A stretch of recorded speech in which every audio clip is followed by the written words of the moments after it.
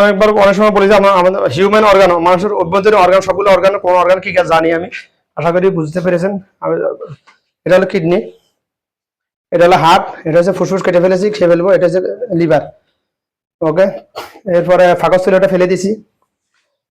লিভারের নিচে থাকে ফাঁকস্থলী। আমরা যখন বেশি খাবার খাই তখন লিভার ফাঁকস্থলী, আপনার ফাঁকস্থলী স্টোমাকটা লিভার উপর দিকে ধাক্কা দেয়, লিভার ফুসফুসকে ধাক্কা দিবে, ফুসফুস এই হার্টকে ধাক্কা দিবে, তখন আপনাদের অনেকের হার্ট ব্লকেজ হয়ে যায়, শ্বাস নিতে কষ্ট হয়, বুকে ব্যথা করে। এই জন্য গ্যাস, বুকে ব্যথা সবসময় গ্যাস্ট্রিকের জন্য। যাদের বুকে ব্যথা করে গ্যাস্ট্রিকের জন্য, মানে আমরা যখন খাবার খাই ওটা হজম প্রক্রিয়া শুরু হওয়ার পরে, ওখান থেকে হজম প্রক্রিয়া শুরু হওয়ার পরে ওখান থেকে গ্যাস উৎপন্ন হয়।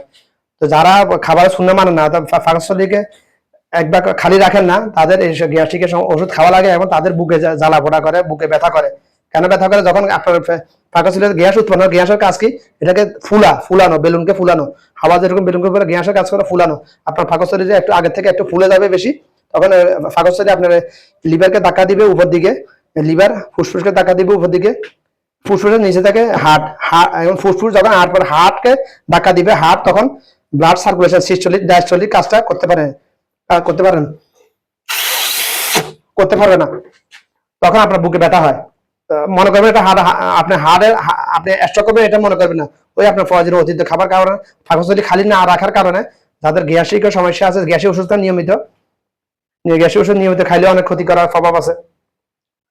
আপনার ফ্যাটের ভিতর খাবার হজম হওয়ার জন্য যে হাইড্রোক্লোরিক অ্যাসিডটা আছে, ওই অ্যাসিডটা আস্তে আস্তে নষ্ট হয়ে যায়, উৎপাদন বন্ধ হয়ে যায়। তাদের এবার খাবার বদ হজম হয়, খাবার হজম হবে না ঠিক মতো। খাইতেছেন হালাল কিন্তু হজম হইতেছে না ঠিক মতো।